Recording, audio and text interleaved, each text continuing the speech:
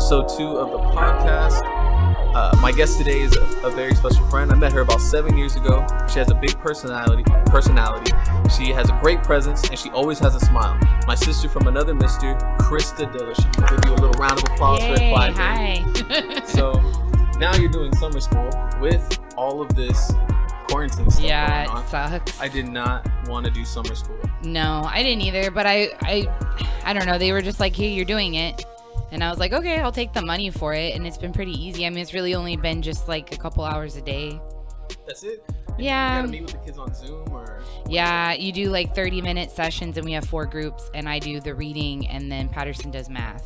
So we just split it, and we have it set up where it's like, if you come in at 9 to be with me, then at 9:30 you go to Patterson, then you're done. Like for the kids, you know, so it's just like 30 minutes back to back, so 1 hour. That's good. Yeah. Well, I'm glad you came to do this. You know, like I said, I have a lot of friends that are apprehensive about doing it just because it sounds so scary. You know, It's nerve-wracking a little bit, yeah. Sharing your story and stuff like that. Let's talk to you about, talk to me about, you know, where you grew up. Where'd you grow up at? I grew up here in Houston on the north side. North side? North side. Or the north? The north side. So off of 59, right? Yeah, I mean Kingwood. North side. That is about as far away from north side. Yeah, no, true. I don't know, like it was very normal for a long time, like my childhood. But when I was talking to my therapist yesterday, she was like, "So how long have you had anxiety?" I'm like, "I don't know, like since I was like 8." She was like, oh. So I don't know. I say it was pretty normal. It's pretty normal for the most part. Like, so you grew up over there in Kingwood. Yeah. You lived in Kingwood up until. I was about to go into high school, and then my parents didn't like how white it was. That's what they told y'all? They sat down and told y'all that? Well, pretty much. They were like, well, you know, and the commute for my dad. Serious issue. No, but I mean, really, it was so freaking white. Like, every single one of our neighbors were white. Like, there were no brown people. so there were no brown people. For culture. Yeah. That's hilarious. And so we moved, like, right before I started high school. And then I went to, like, a magnet school for high school, because I didn't want to go to Kingwood High School. It was bad. It was very, like, pretentious and everything. Because they could have, like, even though I moved, they could have kept me going to, it was either Kingwood High School or the magnet school I went to. So let's back up a little bit. So you grew up in Kingwood. So let's talk about your dad first. So your dad is from Kingwood, from Texas, from Houston. Where's he from? Kind of. My dad grew up in Houston, but he was born in Roswell, New Mexico, and then like. Wait, Roswell, New Mexico? Yeah, Roswell. Like, oh my god. Yeah, he might have been dropped off. I had no idea he grew up in like he the could have been. Well, he was born tinfoil hat city you could probably be exactly. born in. Well, he only lived there for a couple years. My dad's dad, my grandpa, he was an oil and gas negotiator, so he traveled a lot, and they moved around. So most of the time he lived in Houston, but like even at some point they lived in California, and my grandpa was from Wisconsin. So like a lot of the time when I talk to people and they hear my voice, they're like, "So where are you from?" I'm like, "Houston," and they're like, "You don't sound like you're from Texas at all." So that's probably why. You got a different type of I guess, accent. I guess I don't really hear it. Maybe some of the listeners might hear some of the accents and some of the things you're saying. But so your dad grew up there in Roswell, came over here. Yeah. And he came because of his dad, obviously the oil fields and stuff like that. It's the major area. Yeah. And they settled, like, they lived in the, I guess, like what's Bel Air Memorial or whatever now. Oh, wow. But back then it wasn't. Oh, yeah. Of course. It was like. It's gentrified now. Yeah. It was just like middle class or whatever. And then, he went to UT, and we lived in Houston. I don't know, like, yeah. Well, no, we're setting the background stuff. Yeah. So then your dad goes to school. He goes to law school. Yeah. And so, at what point did he meet your mom? It's actually funny. They were at some party, like I think Christmas party, and he saw like this very petite, like pretty girl, and he walked up to her and he said, this was his pickup line, this is how smooth my dad is, have you ever heard of Speed Racer? Oh my God. Yeah. Speed racer. Yeah, that was his pickup line. And I guess my mom was the first chick that he had met that was like, yeah, like Chim Chim and like all that. And so that was their, like, ever since then, like, and my parents been together ever since then. So, yeah. And my mom was hot stuff and my dad was not. So that was a breakthrough for men everywhere, you know, like he made it out the zone. Yeah. Well, climbed the ladder. It didn't end well for him, but you know, that's part two. I mean, let's talk about that. So we have, you know, you've told me multiple stories about it was growing up with it was later in life that your mom kind of had this different change, right? Like you grew up with the way you described it, you had like this most wholesome housewarming mother, like baking cookies and having dinner ready at a certain time and being on a routine and schedule, and then there was just a change. Can you, I mean, take me through that kind of like when you realized like, oh man, this is just like therapy. Like we literally talked about this yesterday. So it was weird. You know, a lot of people say, well, did you always know that your mom was an alcoholic? So just jump right into that. Yeah. I didn't know. I knew my mom always drank. She drank ever since like I could remember. So even during like all those wholesome times and stuff, where my mom was a quote unquote like good mom, I mean she was still drinking at the time. You know, once an alcoholic, always. You know, so it was always there, but it was more managed, I guess. When I was younger, and I was an only child until I was 9.5. So there was like a lot of normalcy for a long time. Or at least what I felt was normal.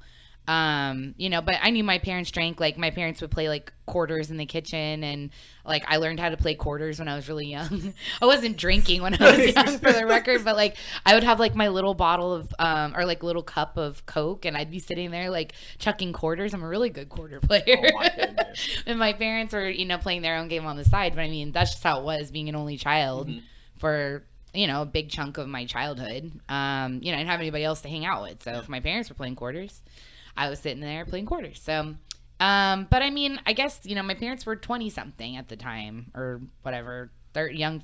They were younger, and so they were out there. Yeah, they're just doing like fun. Kid stuff. I mean, that's, you know, I didn't really think anything of it. Didn't really impact anything. My mom would come up to the school and do like, art masterpiece lessons and, you know, just shit like that. Like she was there for me. Like I didn't really have an issue. Then she got pregnant with my sister, and she was really, really sick during her pregnancy. And her and I were really close because my dad was always working. Like he was a young attorney, and so he was putting in a lot of hours. And, you know, so I hung out with her a lot while she laid in bed. And then my sister was born, and she just kind of stayed like that. I don't know if it was like postpartum or just depression. I don't know what it was. Because along with the alcoholism, there's like some serious mental health issues and everything there. Well, let's pause right there. Let's go back. Let's go back. Talk about your mom. Like where's your mom from? Maybe like, is there any family history of this going on before? My mom was adopted. So probably, I mean, I'm sure that there's some alcoholism in her genes, because that just makes sense. If you were not able to care for your kids so much that you had to give them up for adoption, there was probably some kind of issue there. So yeah, my mom was adopted. Was she close with her adopted family? No. This was like, my mom was born in 1962, so everybody was closed adoption back then. Like she doesn't even know who her parents were. And even her adopted family, like, was she? Oh, the people who adopted her. So that's a whole separate story too. My mom was adopted with one of her biological brothers, my Uncle John. They were adopted together. He was like 4 and she was 2 when they were adopted. So my grandma adopted both of them. She also adopted my Uncle Mark, who has like severe cardiac issues, like from birth. So he was also adopted, and then they had a biological son. Oh, wow. So they were 4 of them total. So it was my mom and 3 brothers. 2 of them were adopted. One was her biological, and then another one was like my grandparents' actual child. Yes. Birth child. So I don't really know. It's really weird because I didn't realize how many issues were there until like way later in my life. So I was like 23 when my grandma died, my mom's adoptive mom. And basically when that happened, somehow my mom and some of the brothers got cut out of any money. And I mean, it sounds bad, but I mean, it was offensive to her. And that just like broke her. That's like when her alcoholism like super took off. So she was pretty close. It seemed like they were close. And then after my grandma died, it was like, no, my mom was the worst mom ever. Da, da, da, da. Like she had all these horrible things to say about her. So it's hard to answer the question whether they're close or not, because you would think they were, and then when that happened, it's like... It sounds like she's upset with herself for not having like that closure with her. Right. But I mean, I don't know. It's super complicated because, I don't know. She said all these things were there all along, that like my grandma was really hard on her, really tough on her, and didn't support her with anything and all this. But then it's like, well... If you don't like that, then why do you do that to me and my sister? Like, you're just passing on all of that. I mean, it seems like a family curse. I mean, it's not until somebody, it's a generational curse. It's what they always say, until somebody has enough to withstand it and to change the momentum. I mean, it's the same thing with my family. Not learning how to handle those situations and not learning how to handle the emotions, and then you unfortunately pass that on to your kids, and it's not until somebody decides to change it, and then it does get changed. So I remember you told me one time about your dad showing up in short shorts. But that's my gosh, that was after my sister was born. Okay, my dad, he would do anything to embarrass me. I've always been like very forgetful. And I've gotten much better, but I've always been very forgetful. And I kept leaving like my lunch ice pack in my locker. And my dad told me, like, if you do not bring that home tomorrow, I'm going to show up to your middle school in like my orange shorts, like these dreaded tiny little like shorts that didn't fit with holes in them and stuff. And I was like, no, I'll bring it. Well, I forgot it. So he shows up at my school and embarrassed, as if I was already like just not. So I was already so lame anyway. He goes into, I mean, but think about the audacity of your dad to want to do that. He put the shorts on, for one. He put the shorts on. He drove to the school. He had to walk from the parking lot. You're making me hate him even more for that. Office. He had to sign in at the... Now that we know how a school operates, he signed in at the office in those short shorts. My dad personally attacked me a lot of times when I was in middle school. There was another time that he came and he was standing outside, those like little windows. Like the little windows on the doors. Oh my goodness. He's standing outside watching me because he knew I wasn't paying attention in my science class. So he's like watching me while I was like, go away. Like, how am I supposed to pay attention with you sitting there? So like, then you're sitting there at your desk looking at the door. And middle school was just awful enough. You know what I mean? God. Like, if anybody's out there like, oh, I loved middle school, like something's wrong. You were the mean girl. You were either the mean girl, you were either the top little athlete at the time. You were rich, something. Like, but there's no way. I hated middle school. Middle school was the worst, socially awkward time. You're really discovering yourself. You hate yourself. You're just, middle school girls are just like so insecure. That's the thing. My God. You literally wake up, like, I'm telling, this is the truth. And if anybody says different, like in middle school, you literally wake up and you hate yourself and literally anybody else nearby. You just hate them. Like, if your mom walks in with the breakfast or whatever, it's like, I hate you, get out. Like, you just hate. And you don't even know why, and then you feel bad for hating people, but you don't know why. You just hate them. And then you have that's the time where you have people that are developing at exponential rates, or like, and there are people that are not developing until way later in high school, or sometimes some people after high school, which I feel sad for. Some people never grow, and they never. I don't know, but some people just stay short forever, and that's also true. Yeah. So then, going back to your sister. So your mom, you were really close to your mom up until the point of your sister, and at that point your mom was still not off the deep end at the time, right? Like, she was. No, I mean, it was kind of like a gradual thing. So you think like, oh, someone's just like an alcoholic, they're always walking around belligerently drunk, but that's not really true. I would say, like, if you're an alcoholic, people can drink, and people can drink like quote unquote too much. Yeah.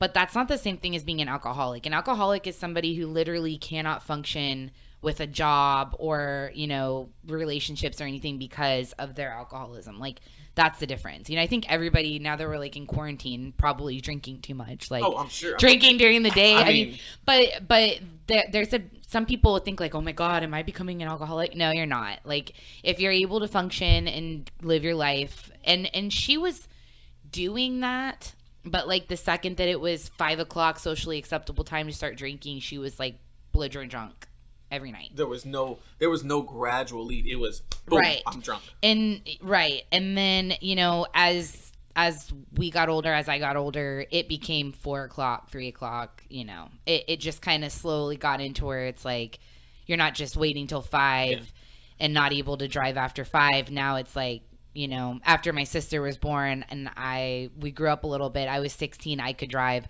I was taking her to soccer practice and dance practice and stuff because my mom was not going to drive because that would mean she couldn't drink at 3 o'clock.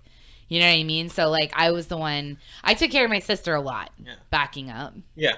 After my sister was born, my mom was just kind of like depressed or whatever. So, and she wasn't patient with my sister. Like, as my mom will still say when we go to family therapy, to my sister's face, you were a very difficult child. You were a very challenging child from the second you were born.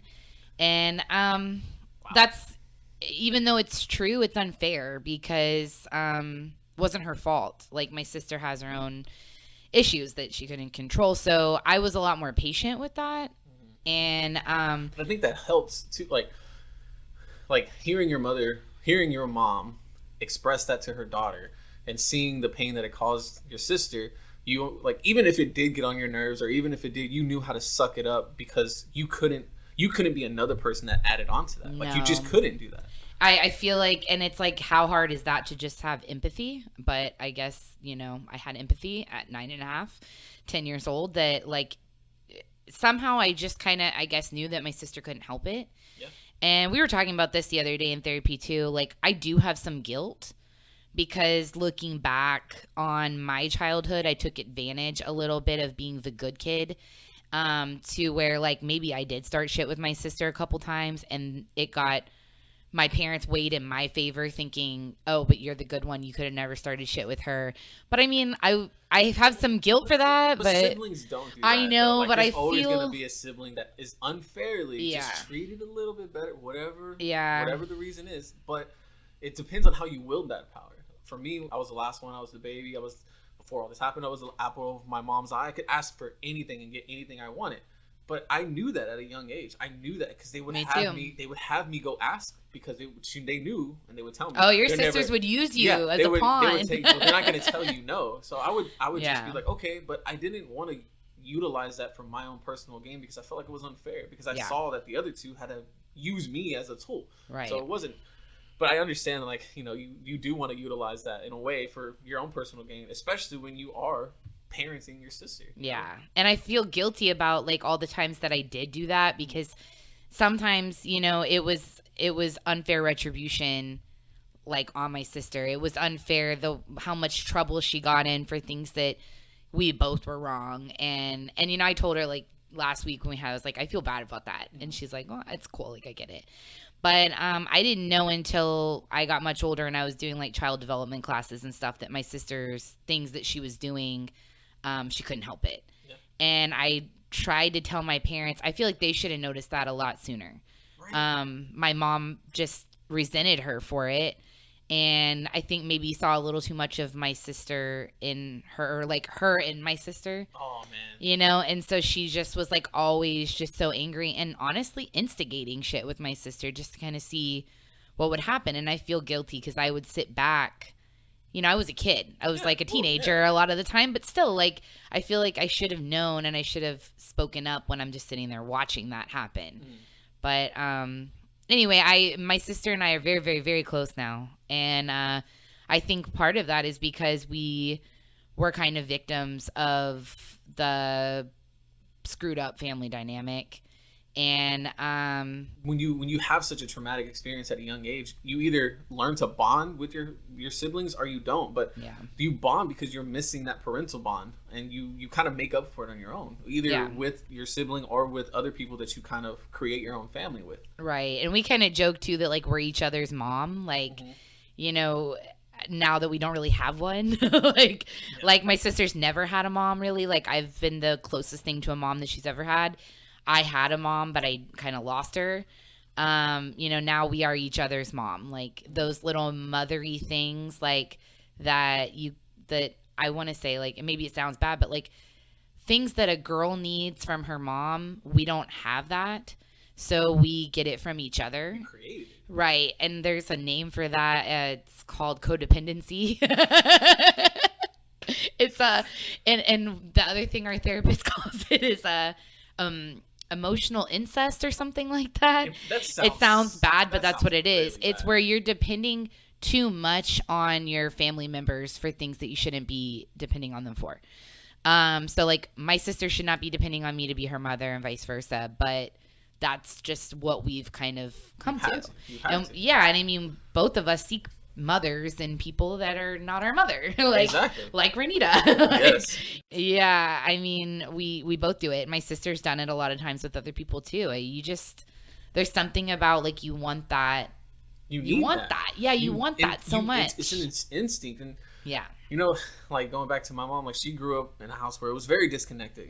Emotionally, she was taken care of. They were given the basic necessities, and they didn't have that emotional stability. And they didn't. I guess when you think about the time, nobody thinks about that in the 50s and 60s. Nobody thought about right. Everybody still put whiskey in their kid's mouth. Yeah, and mental health, forget it. Yeah. Right. Like it's just a different time era, and in a way, you can't be mad at them for it. But you also can be mad at them for not changing with the times and not progressing. Because how do you, I always refer to this quote when a man that has the same thoughts as he did 50 years ago wasted 50 years of his life. You got to progress in life. You got to grow some way. And you can't just sit back and let it pass you by. No. But I'm glad that you were able to make that connection, whether it's incest or not. Yeah, it's not actually healthy, but whatever. We're working on it, but that's why I'm at least thankful for the fact, my dad is this very stoic, love my dad. He's great. He's positive impact on our life. He's the, I want to hold everything together kind of thing. And he's very, like I said, stoic and, tougher than steel is his quote for himself, that nothing can, hurt him or anything. And he even recognized that our family really, really needed therapy.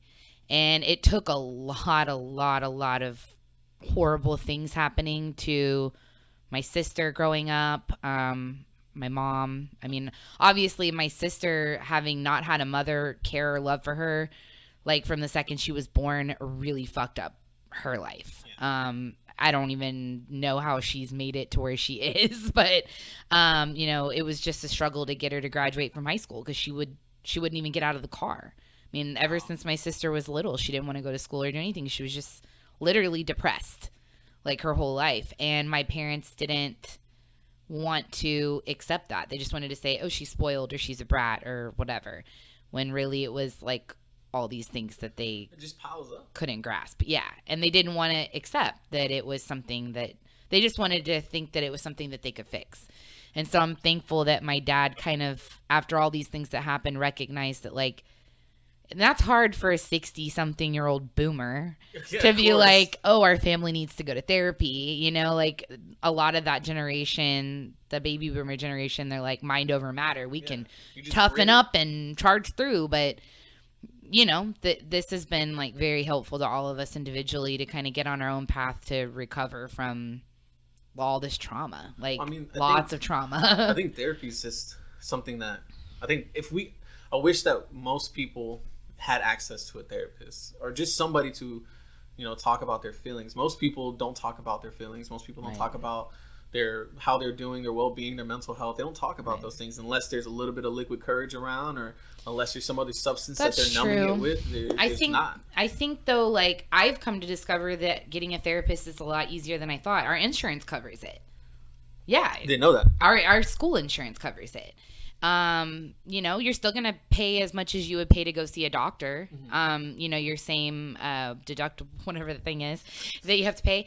It's for our shitty insurance, it's $50 every session, and that can add up. I get that. But it's if you need that, you need that, and you need to prioritize it, because I, for one, am someone who thought mind over matter too, and I could get through it. And it doesn't get better. It just gets worse as you get older, because shit gets worse as you get older. Yeah. And if you don't learn how to cope Exactly. at a young age, you are then coping with a substance or Right.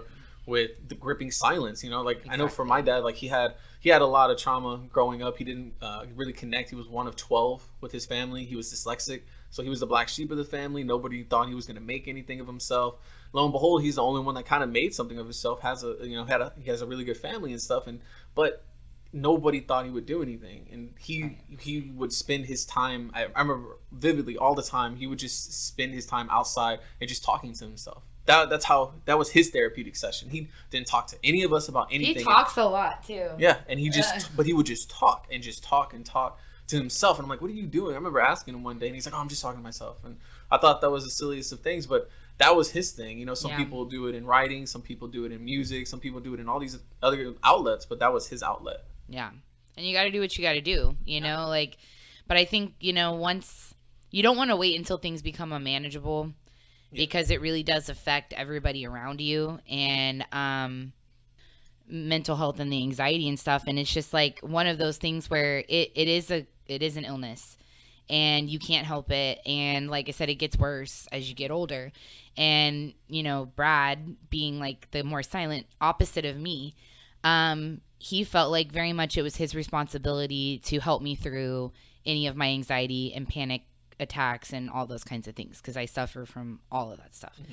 And a lot of people, like including my therapist, was like, you don't seem like a nervous, anxious person. And I'm like, well, no, because I don't want anybody to think that there's anything wrong. I don't want anybody to worry about me. Yeah. But then your spouse is the one behind closed doors, like with the paper bag or his thing. He looked up something about whenever someone has a panic attack, they need to have like a stimulus of like smell and taste and touch and all that. So he bought me a bag of Starburst, and every time I have a panic attack, he gives me a Starburst. He doesn't know what to say. He doesn't know what to do. And he's like, no, like this is my responsibility to take this on. Like I married you and all this. But I disagree. I think that men think it's their responsibility to take on all these things and fix things, but it's actually very unfair. It's very unfair for us to put all of that on somebody that doesn't know how to fix it. I distinctly remember hearing somebody say, like, your husband is supposed to, your husband can't be your husband, your best friend. It can't be there's no way somebody can be it's not everything. Fair. It isn't fair, because then, there's going to be stories that you need to tell. You need to tell your best friend, but you may not have a best friend, so then you tell your husband. But then your husband goes to sleep thinking about those things, and that becomes his baggage that you've then thrust upon them. You may feel better, but you've also thrust that stuff upon somebody that wants to go to bed every night loving you versus worrying about you. Exactly. In a way, and I hate that idea. At the same time, though, we do have to be responsible for each other, not in a way where it's condemning on one more than the other, but it is in a way our responsibility too, right? Though, because we did marry you. Like, it's not like we're gonna be, you go have your panic attack, and then I'm just gonna sit here and wait. Well, of course, but I think so it's your responsibility as a spouse to help people through things, but it's also my responsibility as a spouse to make sure that I'm doing my part to keep you from having to deal with that as much as possible. So that's why I was like, well, I appreciate that you find a responsibility in that, but it's also my responsibility to go see somebody and try to get through this, because you are not a therapist. And like you said, I can't lean on Brad to be a therapist, because anybody that knows Brad knows he can get going on any topics from like the Civil War all the way to like the pandemic, but mental health and trying to coach people through emotions, not his strong suit. No. Yeah, it's tough. I mean, there's I don't know. That's just something that's crazy that I think that most people don't realize when you sign up to get married, in a way, because you do sign a legal document. Well, they ask you. I have to remind that, like, all the time. You asked me, so you proposed to me. I just said yes. I didn't ask you, so you started it. But when you sign up for that, that's it's for sickness and health. So you got to help each other out, whether it is. But to a certain point, it is. You have to take responsibility for your own stuff. So if you're right, if you know that your spouse can't handle certain things, well, then don't set them up for failure, right? Right. Like, let's go find somebody that can help, whether it's a friend, whether it's a confidant, or whether it's a therapist, whoever that is. Yeah. So then let's go back to, let's say, middle school. Middle school, Krista. Boo. What was middle Let's school skip Krista past that like? one. Just glide through.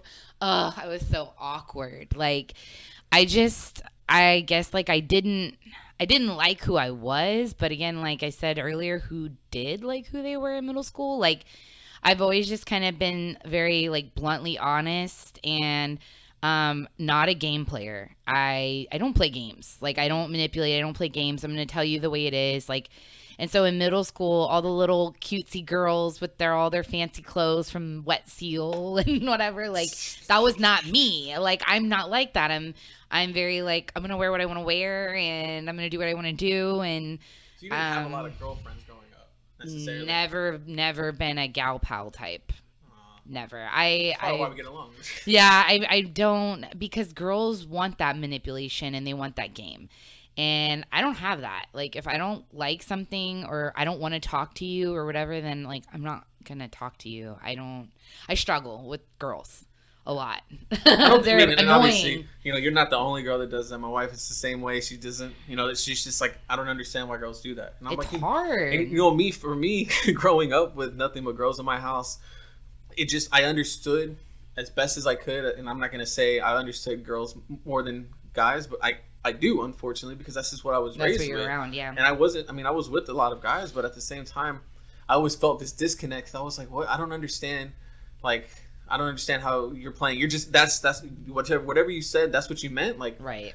That's how are you that simple? I don't understand. Yeah. Because there's always a game with these other girls. You would think, yeah. And my thing is always like, if you say like you're fine, then you're fine. Like, if you weren't fine, you would tell me, right? Like, I don't, and even before middle school, before high school, like, my best little friend growing up was a boy. Mm-hmm. And he was like 2 years younger than me, Michael Misler. He's out there somewhere. Aww. He's got like a wife and a baby now, but we were like best friends. Like, that was my little neighborhood friend that I played with, and he lived right next door to me. We would do like obstacle courses with Matchbox cars down the slide, like. But I'm a girly girl. Like, I liked, girly things growing up, and I still do, like my nails and my hair and all that stuff.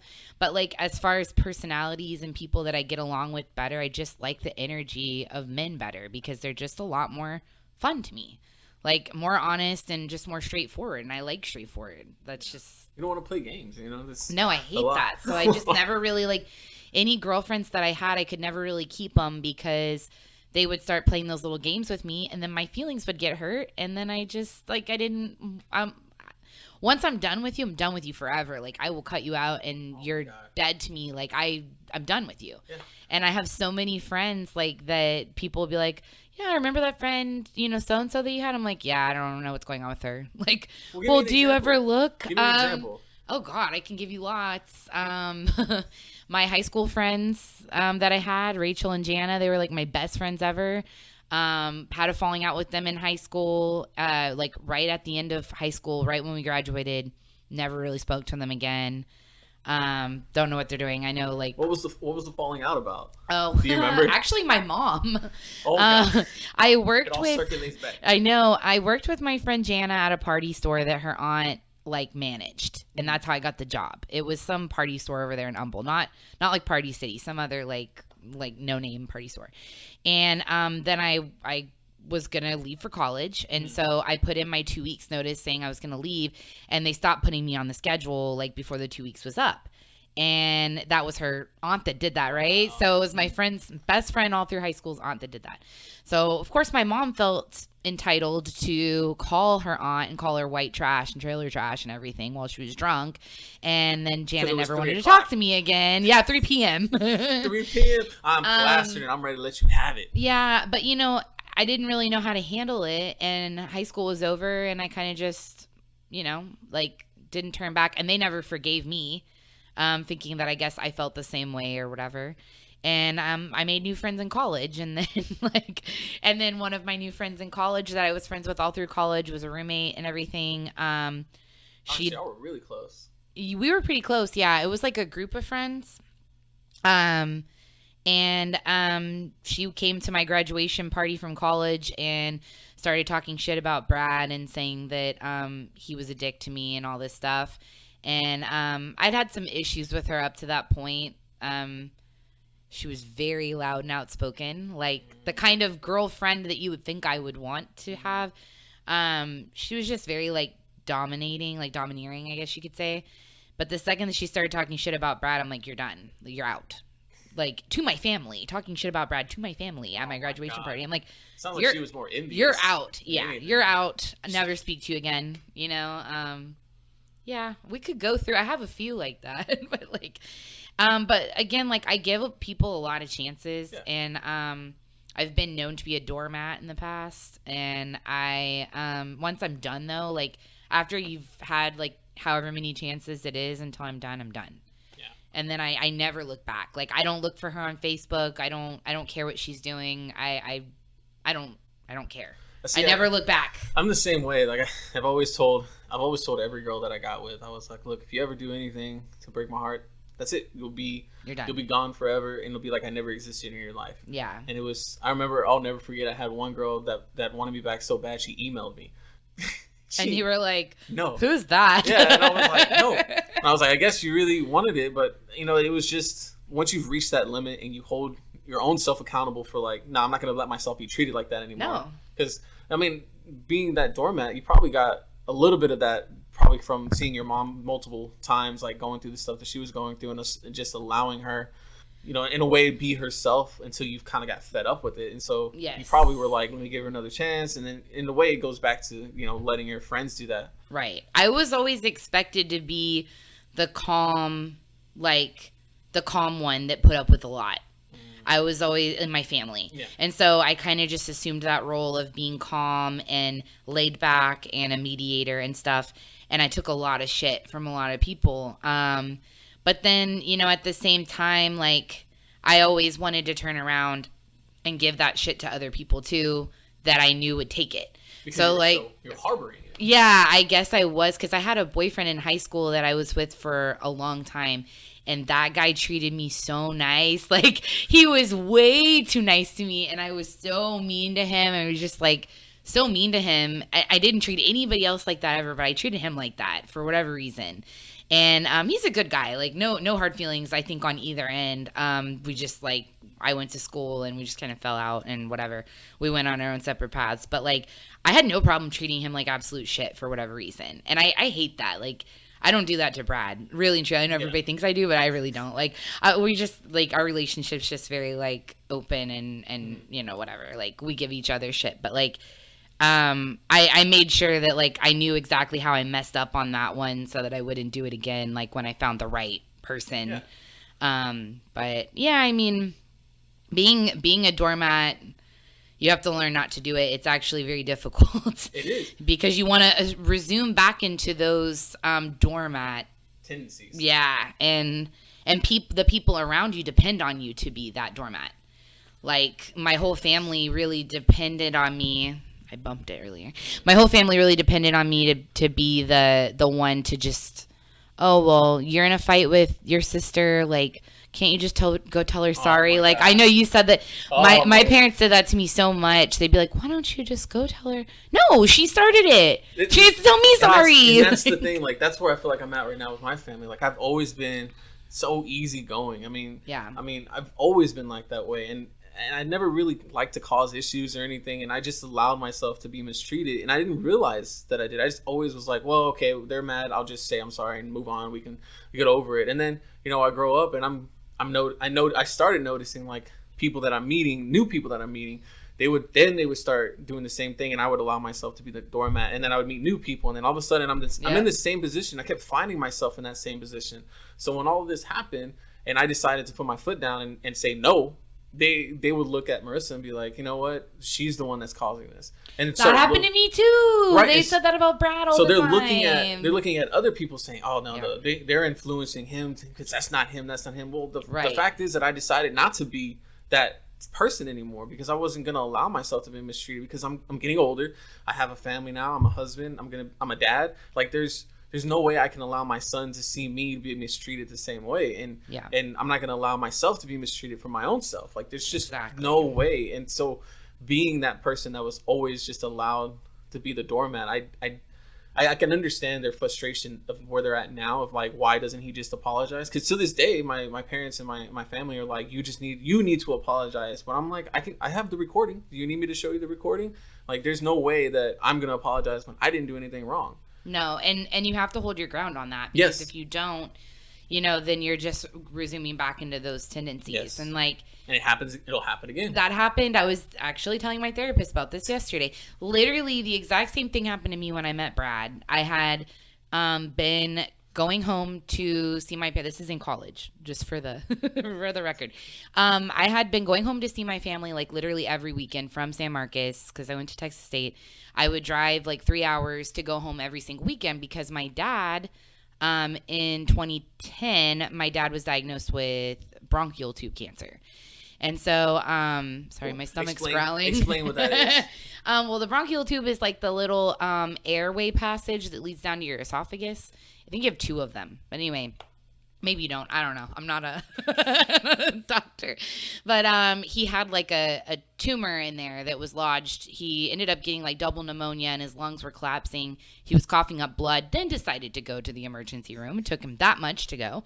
And, you know, it turned out that that's why he had pneumonia, was because he had a tumor in his bronchial tube. So we found all that out. And, you know, for those several months, my mom was at the hospital with my dad. My sister was in middle school. Talk about a really shitty middle school life. My sister's dad had cancer when she was in middle school.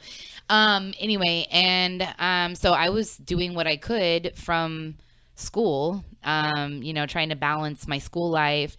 And I had a job also. I was working at Victoria's Secret. I was the top seller at Victoria's Secret at the time. And I was doing that, you know, for like money for college and everything. And I had to switch to only working weekdays and doing school and everything. And then every Friday I would come home and help out at home. Well, so you had to start helping out a lot more. Was your mom still heavily drinking at the time? Was she still... I don't remember. You know, starting early? Was she already kind of hitting and missing? I want to say, and this could be totally wrong because I just don't remember, that my mom wasn't really drinking when she was taking care of my dad. Because she literally, I mean, she does love my dad for whatever that's worth. Like, and my dad loves her. They really do love each other. Their relationship is not perfect, but they do love each other. So when that was going on, I think my mom was just entirely consumed with being there for my dad, and my dad was entirely consumed with trying to get better. Mm-hmm. You know, it was a very intense situation, and my dad is used to being the one that holds everything together. Well, he was sick, so he couldn't focus on how my sister was doing or how I was doing or whatever. So I think my sister was neglected a lot during that time. Wow. And she didn't have anybody. Apparently, as soon as I left to go to school, everything really got bad with my mom's drinking. That's when it really, really got bad, was when I left, I think, because it threw off the dynamic and, you know, made my mom feel some kind of way, I don't know, like old or empty nester or whatever. And also she lost me, and her and I had been so close, right? So I wasn't there anymore. So, you know, my sister was very much alone, and she was alone all during the week until I would come home, you know, during that time, and I would take care of everything. I would clean and cook and take care of my sister and just kind of be there for her. Mm-hmm. And, I don't know, like, it was tough. So then whenever my dad's cancer kind of got better, sorry, I haven't eaten all day, so my stomach is growling. You want something to eat? No, my stomach's growling. I'm sure the microphone's not picking up. No, I hope not, sure but it'll be like... But trying to get back to what I was saying. Oh, so then, like, after my dad, like, recovered from cancer and everything, I stopped going home as much. I had turned 21. I was living my best 21-year-old life. I was going to the square in San Marcos. You're out in San Marcos, and you're doing your own thing at 21. It was awesome, but then I met Brad, and that was, like, for me, that was it. I knew. Like, I knew that was it. And so what do you do when you fall in love with somebody? You want to spend every single waking second with that person. And I didn't want to come home on the weekends as much anymore. Like, I wanted to spend time with him. And so they were like, why isn't he letting you come home? Oh, my goodness. And I'm like, that's insulting to me, that you think I'm that stupid that I would let someone else influence whether I wanted to come home or not. Mm-hmm. Like he could tell me, oh, he's manipulating you. He won't let you. Are you okay? Is he hurting you? Like, and this is all coming from your mom? Both my parents. Oh, my dad wow. was like that too. My dad is very like, in his own way, kind of controlling because he's used to being the fixer and managing everything, you know? So, and he wanted to see me and I wasn't coming home. So you also have to think too, like it was really rough because I was the light of the family because I was able to escape all of the shit that they were dealing with Monday through Sunday or whatever. I was their little like light that could come in and I was, you know, your little positive. Mary Poppins. Kind of, because I had my own separate life free of all of that shit. So it was almost like I was an escape for them when I would come home because it wasn't all mom being an alcoholic and it wasn't all, you know, JoJo being like difficult and, you know, And my your dad dad's trying to run around, job and fix it. manage. Yeah, when I would come home, it was fun and it was great. So, so I'm not saying it really even had anything to do with me necessarily. It was just I was this element of escapism for them, and when I wasn't coming home, it was like, well, how come you're not coming home? That it made them mad. And so then they're feeding all that to my sister too. So it hurt my relationship with my sister during that time because they were saying, well, she doesn't want to come home because her new boyfriend is more important and that kind of stuff. Did that ever create a divide between you and your sister? Yeah, very much. And between my sister and Brad, very much too. You know, and that's hard to be that person. Like it was hard for Brad to come in and be this like person that's keeping me away from everybody. When you meet Brad, you're like, what are you talking about? I know, he's like the most like laid back. laid back. I know. So and that was really rough for a while, but you know, like it all kind of worked itself out and things kind of came to fruition. Mm-hmm. That, you know, my mom was really the one that was instigating a lot of things because of her mental illness and her alcoholism. You know, middle school Krista is highly insecure. She's Totally. going about life. She has her dad coming in crazy short shorts. Yeah. Peeking through the window and did he do that multiple times to kind of I don't try remember. My dad wanted to make sure that I wasn't being lazy because I have a lazy tendency. So I mean that's human life. I know. As long as we get to a state of comfortability, we are okay. And is that a word? I don't know. Comfortability. I like it, but it's but as long as we reach that level of the like, ability of being I can comfortable. reach for food here. I can reach for. Oh yeah, here. I love that. I'm cold. I'm not hot. I'm not sweating. I'm okay. Yeah. I'm okay here. Yeah, and it's dangerous though. I like to be comfortable, but I needed that little push because I wasn't like overly ambitious necessarily at that time. I didn't know that I needed to be, and so my parents pushed me to be. You know, like I got good grades and everything because I worked hard for them because my parents made me. But it wasn't like you understood the importance. No, hell no. And it's like the older you get, because I feel like I'm doing that now. You know, when I had my son and I'm looking at him like, oh my God, I'm like learning different things, and I'm like, why hasn't nobody showed me this? And I'm sure they tried to show me different things and try to motivate me the same way, but how do you do that? Like parent challenge of how do you motivate the child when the child isn't motivated, but you know, without them knowing it? Yeah, without them knowing exactly. it. In a way, you unfortunately, in a way, have to manipulate them because that's just how it is. Right. But how do you do that? And that's a lot of parents go through that, and I'm sure a lot of parents listening go through that. Yeah. No, my dad was definitely – so my dad was the one doing that, the peeking through the window and the pushing and the prodding. My mom was my little friend. She was more like a big sister to me. So – anything that my dad was doing on the disciplining side, my mom was undoing it, I'm sure, on the other side. You know, like if my dad grounded me from something, my mom would let me have it anyway. And I wasn't really like a bad kid or anything like that, so it didn't screw me up too badly. But you know, it probably was frustrating for my dad where he's having to be the bad guy all the time, and he probably felt like our relationship wasn't so good there for a while. And that, you know, my mom and I had this buddy-buddy relationship because my mom was letting me have and do what I wanted to. Which, again, like, I wasn't the kind of kid that was really trying to get into a lot of trouble, but I did want to be lazy, you know, and I in high school, all I wanted to do was, like, be on the computer and play Sims and be on AIM and talk to my little friends on AIM and all of that all day. But my dad is like, you have to study for your SAT. So, you know, if I was supposed to study for an hour for my SAT on my little computer program or whatever. Before I got to play Sims, my mom would just kind of say I did it, and when I didn't, like little things just stuff like that, so that I could be lazy. lazy. Yeah, and so I always knew that if I really wanted something, I could get it from my mom. And I think I always had that guilt, like you were saying, where it's like I didn't really want to do that, but I also really, really wanted to be lazy. So, like, I mean, it's hard because you're a kid. You don't have, like, that self-discipline. And you just think your parents are going to do all your disciplining for you. And you don't have the foresight to think that far ahead, to think, like, 10 years from now, 5 years from now, even a year from now.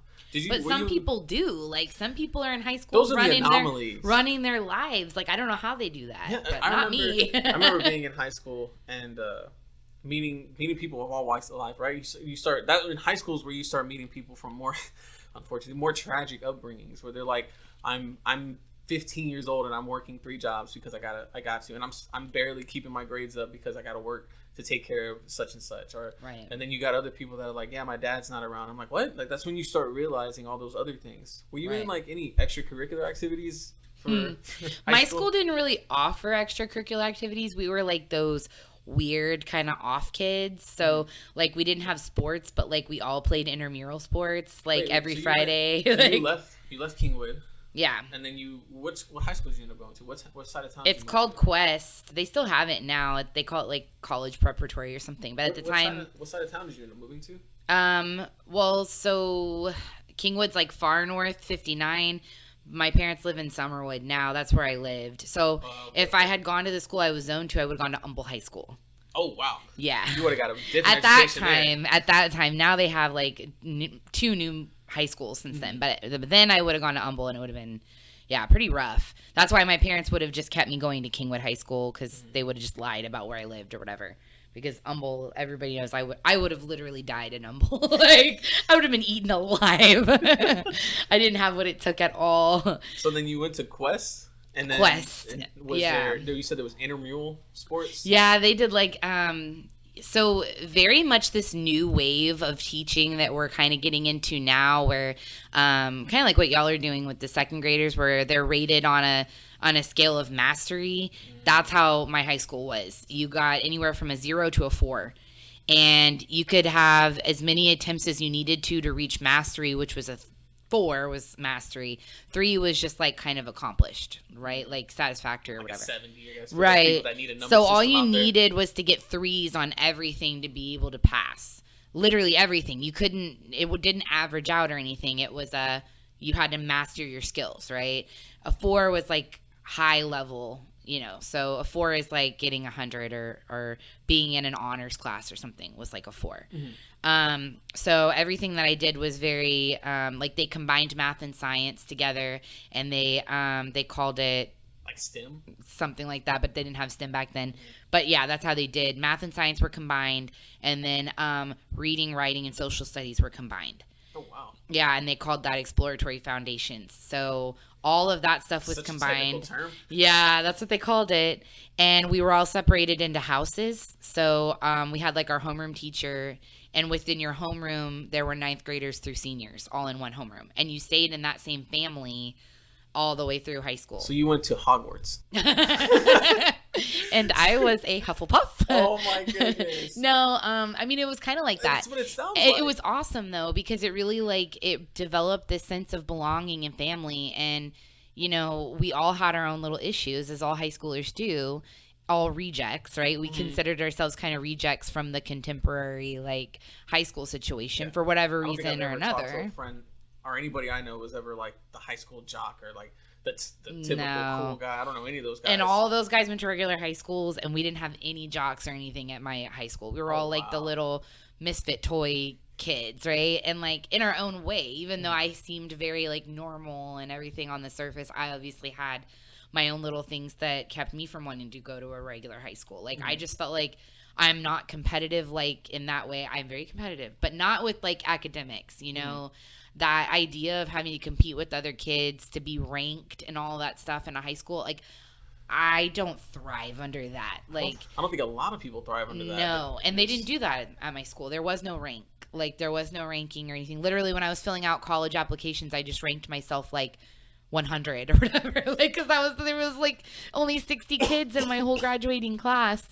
It was small and contained, and so sports were like everybody played their intramural sports. We all played it as a family. We would do like ropes activities and things like trust falls and what? Yeah, we did. Oh my god, you went to such a progressive. It high was school. really cool. It was really awesome. And then like we did. I want to call it like street hockey or whatever, but we played it inside where you don't have a puck, we have a little ball, and that was our biggest thing. Like, wow. That was very, very competitive. Play houses against houses kind of thing? Yeah, family against family. Oh my god. You'd have like the seniors like kind of coaching the ninth graders, but that was great because you had people older than you that had already done all these things that were confident and secure, kind of coaching these younger like ninth graders and stuff, and honing in on some of those social and even like academic skills of like how to study and just kind of showing you where you're going. You know what I mean? Like when you're a ninth grader, you're just kind of like lost. You don't really know. And then, yeah, like you said, like from my experience from high school, we had just a typical high school, and you only hung out with those people. And your clique. Yeah, whatever the clique was, it could have been your punk clique, your rocker clique, your jock clique, whatever the clique was. And I just ended up unknowingly hanging out with a lot of the kids that were in the top 10. I just unknowingly, because I went to middle school with them. Right. And so I just kind of, when you start hanging around people that are naturally smarter than you, you just naturally push yourself to propel. Yeah. And so, growing up with that, like you didn't have older people teaching you how to study. Nobody teaching you or guiding you. So it sounds like you got a lot of that from those older kids because you were in a way forced to be with them, and they understood that this was a climate that was okay to do that. Right. And just like any family, like these are people that I would talk to only under the circumstances of they're in my family. Mm-hmm. They aren't like me. They wouldn't normally be my friend, whatever, but like that's your family, and you have those people to talk to, period. Right? Like you have those people to depend on, and you're going to see them every single day. So like you can count on the fact that they're there for you. You might never talk to them outside of that room and that like time, but you always have that to go to like every day. The other thing that was cool that school did was service. We had something called service. So every Wednesday we went out and we did volunteer service. Every Wednesday, starting from freshman year all the way up into. So we'll give me some of the stories that you've got to volunteer. Like what do you like? When I think volunteering, I think like homes for Habitat, or what? Habitats for Humanity. Yeah, there you go. They had stuff like that. There were like all different kinds of volunteer opportunities, but you were supposed to try to choose something that was your passion. So that's when I went to an elementary school, and that's where I realized that was my passion, that I wanted to be a teacher. Mm-hmm. So from like 9th grade all the way until I think I did it 9th and 10th grade. And then my junior year, I kind of tried to do something else because that's what my friends were doing. And it was fun to do what your friends were doing, but I hated it. We ended up working at like a Goodwill type thing, and we were like sorting clothes. I hated that. That sounds annoying. But I figured out that I hated that. So that was good. Yeah. But I would, in 9th and 10th grade, when I was working with teachers, they would have me cutting things and doing laminating and stuff like that. But I also would get to work one-on-one with kids and read with kids. And I had one kid that I literally sat with him every single day and just tried to teach him how to write his name. Like pretty much the whole entire semester, like I was sitting with this one kid. I remember his name was Damien. I won't forget because I was literally D. Today we're going to work on D. I mean, and the teacher just totally cast him aside, like. What was a different time back then? Yeah. You could leave a child behind. Yeah. Well, I guess. I don't know. She did, but I guess her solution was to stick the little high school 9th grader on, like trying to teach him how to write his name. But I mean, in that, there's a lesson. Still happens now. Yeah, but you can see, like, I saw that I didn't want to be like that, and that I wanted to make a difference, So that was like that, and I think helping raise my sister, as like sad and all that stuff sounds, that I had to, raise my sister or whatever, but like those two things combined made me realize like what I was supposed to be doing. Like it's those kinds of instances in your life where you're like, oh, like, this is what I'm supposed to be doing. Mm-hmm. And they push you into what eventually ends up being like years and years of your life. Yeah. You always knew at a young age that you were going to be a teacher. Pretty much. I I wasn't the kind of person that knew that I was going to be a teacher. I knew that I was passionate about kids, but it was my dad that was kind of like, what do you mean you don't know what you want to do? Like, you know what you want to do. And I was like, what? He's like, you want to be a teacher. I was like, oh, I guess. I mean, they don't make that much money. Like, I thought I wanted to make money. I thought he was like, yeah, but that's what you've always been passionate about. I'm like, yeah, you're right. I didn't connect the dots until he kind of like said something about it to me. You know, when you're that young and you're just in, you know, you're so close to the flame, you don't realize it. It usually takes a person that's on the outside that's like, hey man, you're really good at that. Yeah. You know, somebody kind of nudges you in that way. Yeah, kind of like you have a gift for this, like, kind of thing. What made you go to Texas State? Was it to get away from your family? Was it to basically the school for education? Or is it not the school for education? That was like the last thing on my mind. Nobody cares about that. You go to Texas State because you fall in love with it. It is the most beautiful campus that I've ever seen in my entire life. Like, it is. It's changed a lot since I started going there, but it is absolutely breathtaking. The second that you step foot on that campus and you look out and you're at the top, like at the top of all the hills and everything, like at the library and everything, and you look out and it's just like hills and buildings and hill country and stuff, like you don't want to go anywhere else, period. It's the most beautiful, like, that place to me is more beautiful than any other place that I've ever been to. Like, and I've been places. I've been to Cayman Islands and Costa Rica and all that stuff. Before anybody tries to say, like, well, have you been anywhere? Like, the hill country to me is like the most beautiful place on the entire planet, period. Wow. Like, so that's really what enticed you to go to the school itself? Yeah, I fell in love with just the area. And I liked the fact that Texas State was set in this small town. I don't like Houston. Houston's not really like it. I would not live here if I didn't absolutely have to. I have to live here for multiple reasons. But like the hill country is like, to me, that's where I should be living.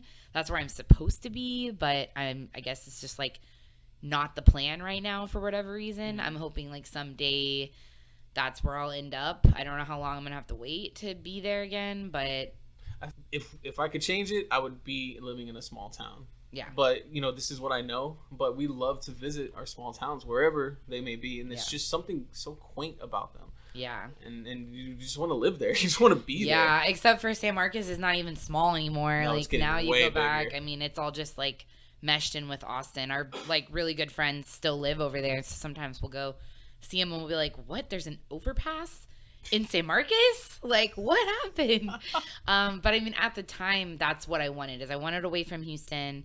I wanted to have my own life. So the idea of being away from my family at the time actually was like hard for me to grasp, but it was like the best thing that I could have done. Like, I needed to find myself and be my own person, and you know, I definitely did that there. But I love that area. I would still live there if I could.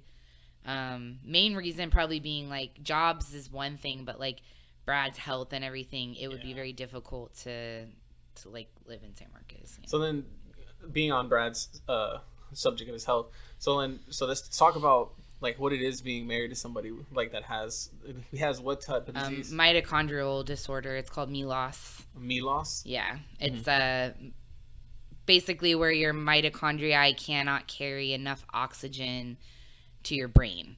So it's almost like if he wasn't able to take the supplements that he takes, it's almost like an asphyxiation kind of thing where like you're feeling like if you've ever been like upside down or something, like not getting that oxygen to your brain, it's like that kind of thing. It's a slow thing that happens, but it happens and it can cause strokes. And that's what happened to him. So then take me back to the first time he had a scare, I guess. It's kind of weird because now thinking back, there were like a bunch of red flags that we saw with his health. That's always how it is, though. Yeah, that we didn't recognize. I mean, we went to doctors and stuff when they would come up. Like, he would get really severely dehydrated super, super easily. And that put him in the hospital a couple times. And they would just kind of pump him with fluids and send him home. And they were just like, you need to drink more water. You need to take better care of yourself, you college kid, you know, kind of thing. Thinking that he probably just had a rough night. Yeah, exactly. Like, and we were kind of like, okay, whatever y'all say. Like, cool. And I remember like the first time that he got really, really sick, still didn't know what it was. We were actually on our way to Wisconsin.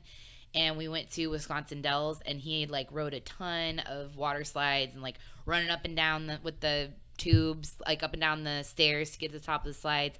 And he got like super, super dehydrated and sick. And we ended up in this like just me and him, not married yet, not even engaged yet at that time. Oh, wow. Small town hospital.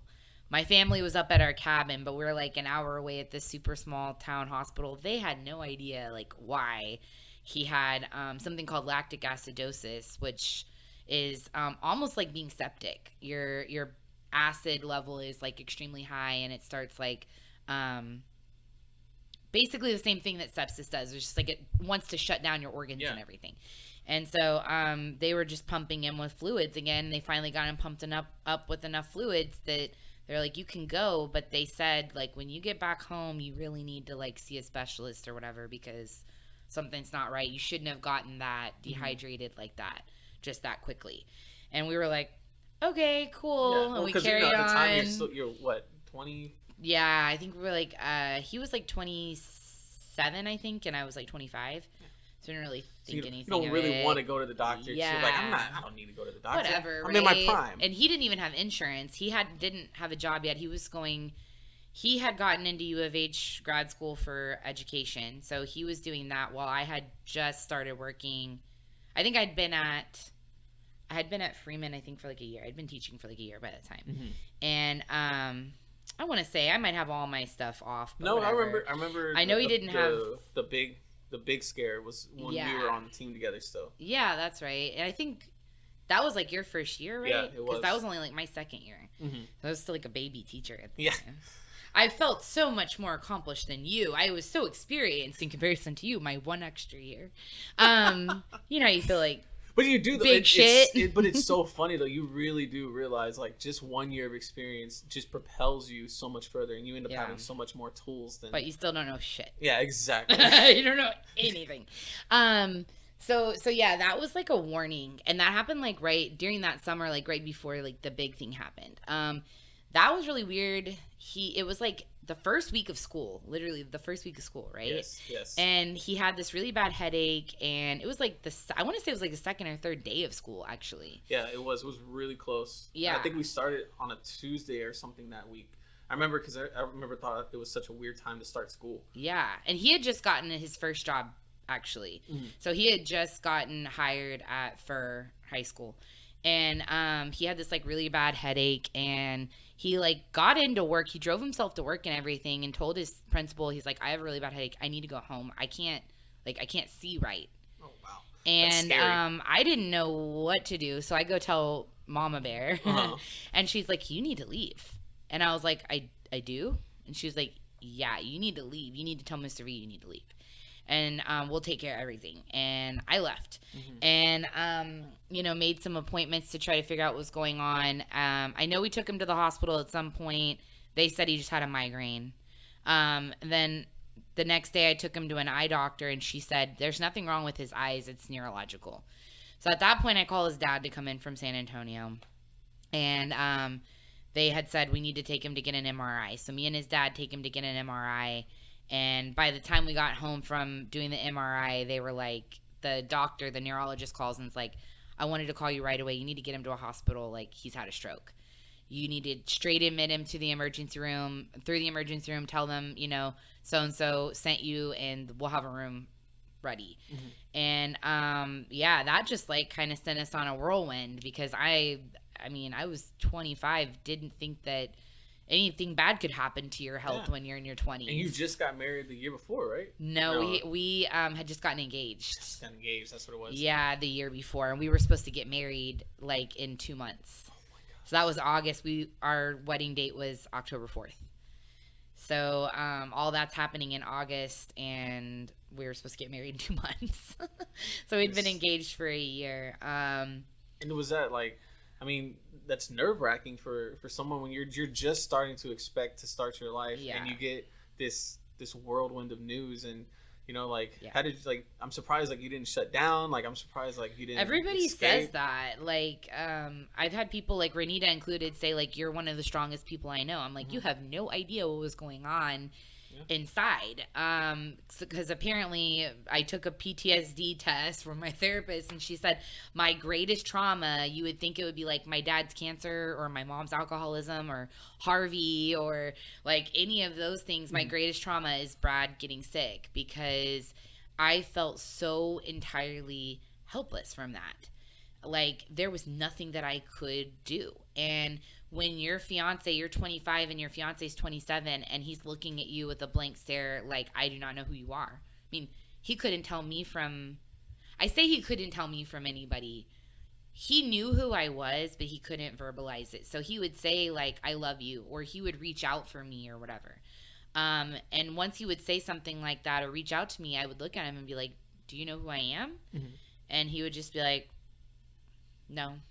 Like, he couldn't tell my name. He couldn't tell his name, right? Wow. Like, there was, you know, severe, like, stuff going on that, like, we didn't understand. We didn't know what it was. We didn't know if he suffered one stroke or what, but it turned out that it's more of a state of being in a stroke for a long time, because not enough oxygen's getting to your brain. So you're constantly in a minor stroke like state, if that makes any sense. So you have like the symptoms, like you have the symptoms and signs of a stroke, which are not necessarily having a stroke. Is that what you're saying? Right, kind of. So like major strokes are like a complete blockage of, you know, blood and everything to your brain. That's not exactly what was going on for him. Asphyxiating. It's like asphyxiation kind of thing, like I'd said before, where it's more like you're slowly not getting enough air for a long enough time. It's not air, it's oxygen. Yeah. You know what I mean? Like, but it's that's the best way that I can explain it, because it's not getting up there. And so you can't process things. So it's almost like someone who's having a seizure, like a walking seizure, you know, those silent seizures that people have. It's more like dealing with someone in a silent seizure mode, but for him it was actually like strokes. So you're at the hospital, and while in the midst of this stroke, and he's telling you these things, and I can see why that would be the greatest, like, in a way, that would be your greatest trauma. I mean, because you know, your mom's alcoholism, she just stops drinking, it's fine. Right. Your dad, it's cancer, like, that's not something you could really change, but you knew that he could come out of that. And, like, you know, for him, it's like you just are now starting this new portion of your life.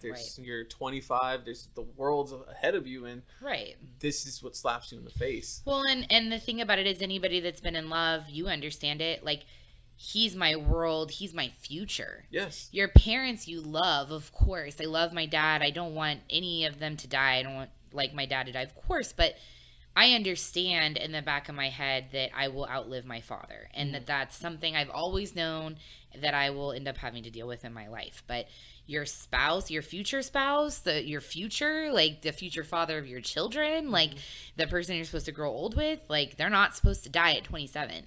No. And they're not supposed to not know who you are, you know? And I was also just a little kid dealing with these grown-up behaviors. At 25, you've had to deal with being your sibling's mom. You've had to deal with an absentee parent. You had to deal with, you know, then your spouse. So it's a lot of stuff to handle by 25. And you know, like Renita said, like, you know, I really do attest to you being really strong, for whether you see it or not. Like, that's a lot of major stuff to deal with. Everybody says that, but I mean, you deal with what you have to. Yeah. And love gets you to do it. Yeah.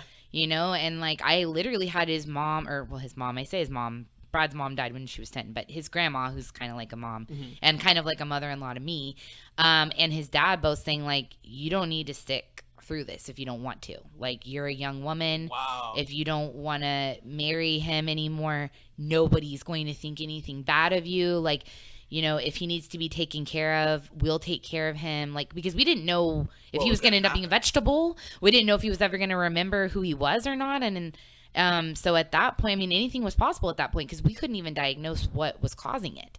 And so it's like, I guess they were trying to make sure that I knew that I didn't have to stay if I didn't want to.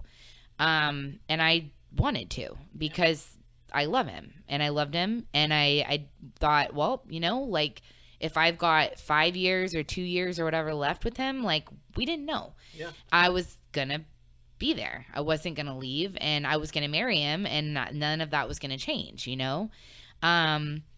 So, I mean, but being in the medical center in Houston, with doctors all around, only 2 specialists in the whole entire state of Texas on MELAS, and one of them is in the Houston Medical Center. Like, we figured it out. And we figured out what it was, especially since his mom apparently had the same thing, died when she was 49. Yeah. Passed it down. It can only be passed down from the mother to her child. So he can't pass it or anything. And but he has it. And so we kind of figured that all out through like testing and stuff, but also just the fact that his mom died when she was 49 of strokes and all these things that now he was having at 27. Like, it all kind of just made sense, you know? So where does this go? Is his life expectancy shorter because of this? Is it? It's hard to really know. Medication and stuff. He's on medication now. He's on supplements. So Okay. The only medication that he takes is for seizures, and the only reason why he has seizures is because of the trauma that his brain took from having stroke-like events. Then he takes a supplement called L-arginine, which actually you get at GNC. And yeah, it's just, you can get it at GNC. You used to be able to get it at HEB, but not right now. So anybody can go out and buy it. And that's what he takes to like help his mitochondria and cells and stuff carry the oxygen to his brain. And he's on a good regimen of that. We haven't had any stroke-like events or anything like that really in quite some time. Once we kind of got that nailed, like I would say probably about a year after that or so, we kind of got that nailed down on how much he should be taking. And he started seeing that specialist. He sees her like pretty regularly, like a couple times a year.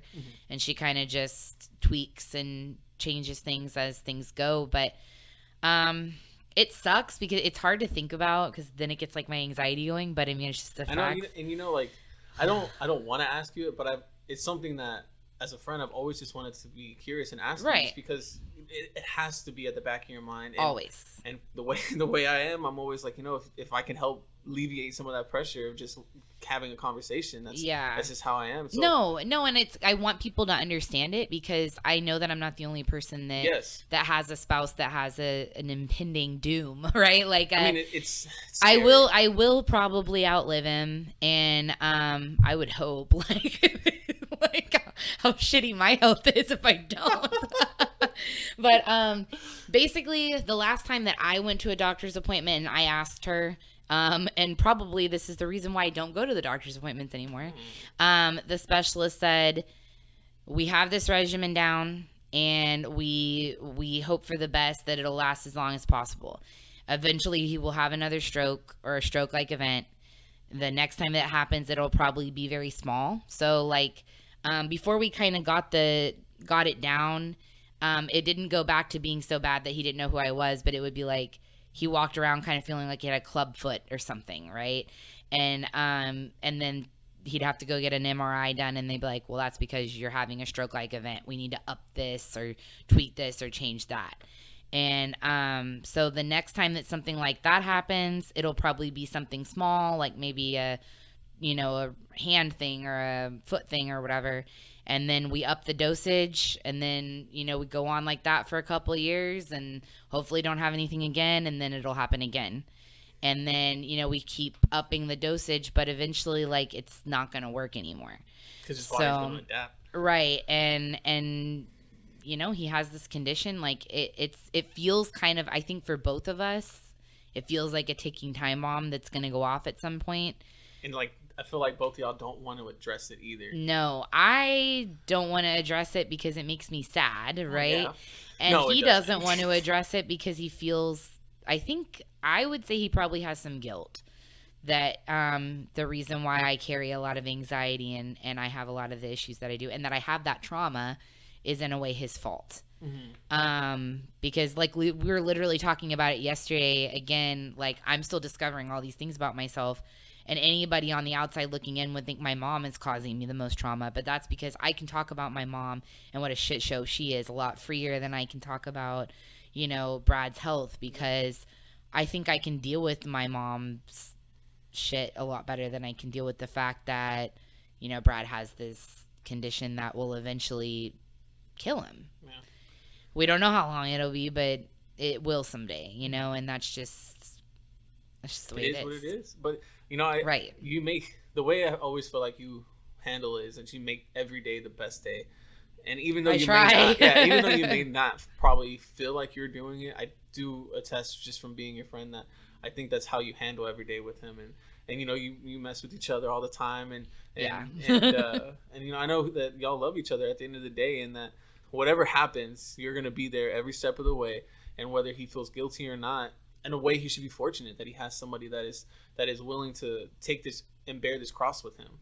That not every woman would. Like, when his parents and his grandma, right, gave you that outlet, there would have been a million other women that probably, I'm gone. That's it. I'm not dealing with this. And my response to that is, then you didn't love him in the first place. Exactly.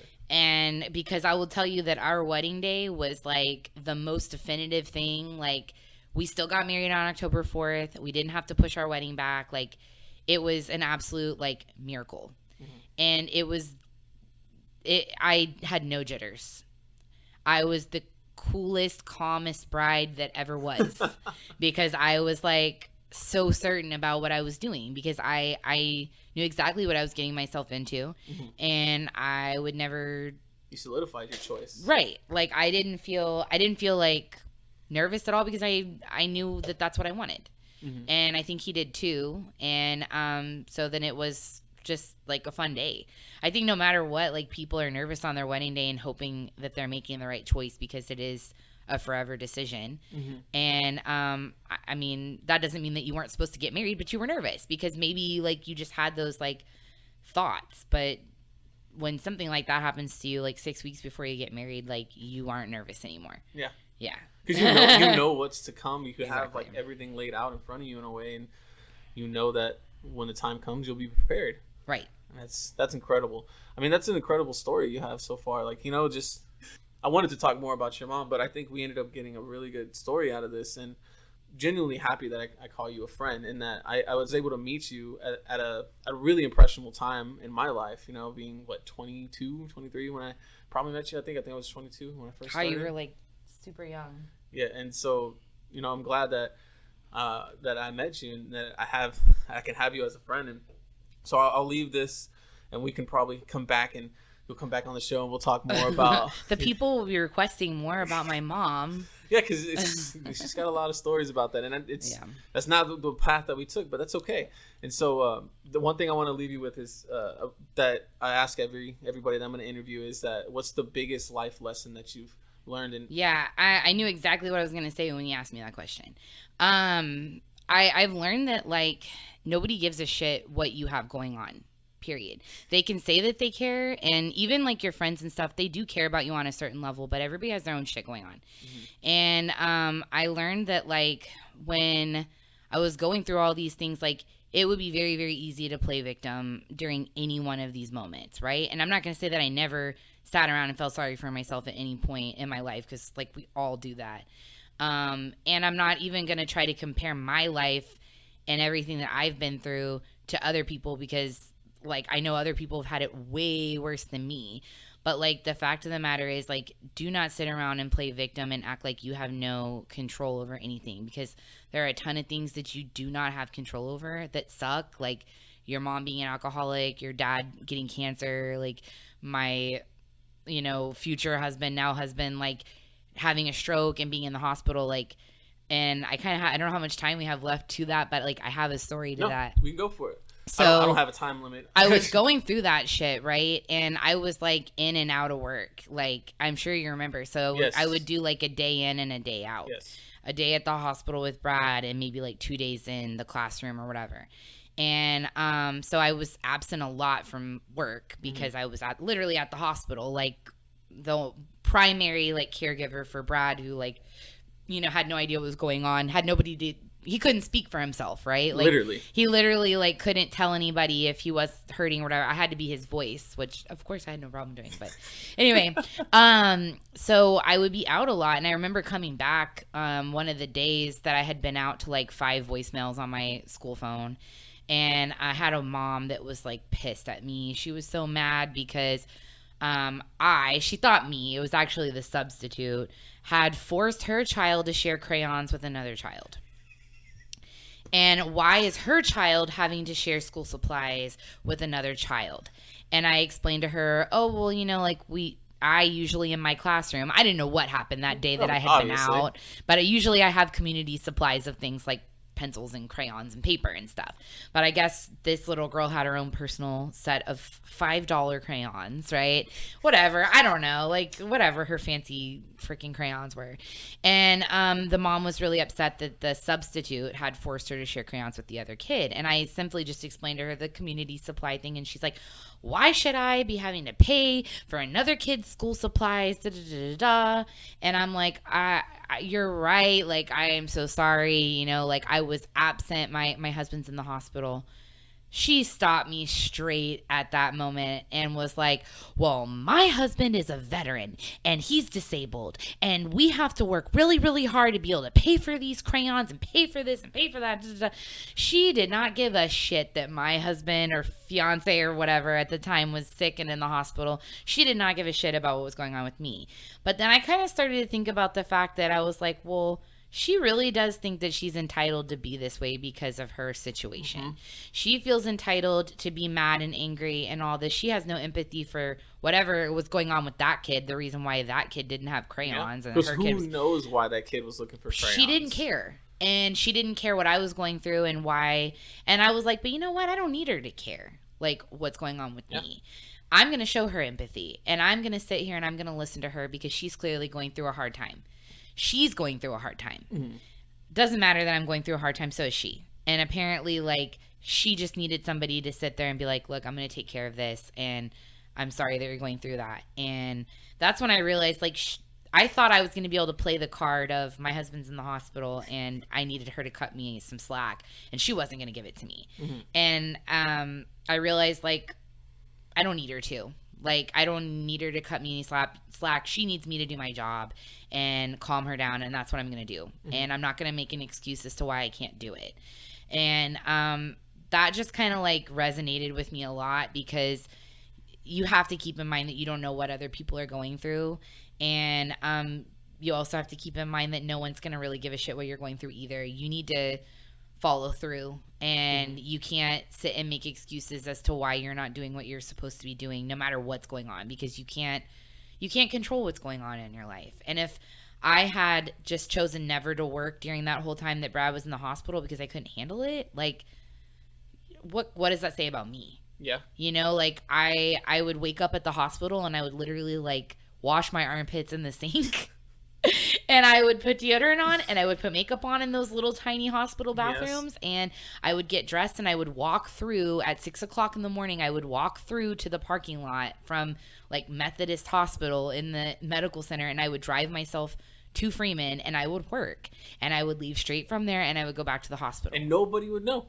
Nobody know. And that's and nobody needed to know. That's my business. Yeah. And you do what you got to do. And you do it because I wasn't going to half my, how do you say? I wasn't going to give less than to Brad.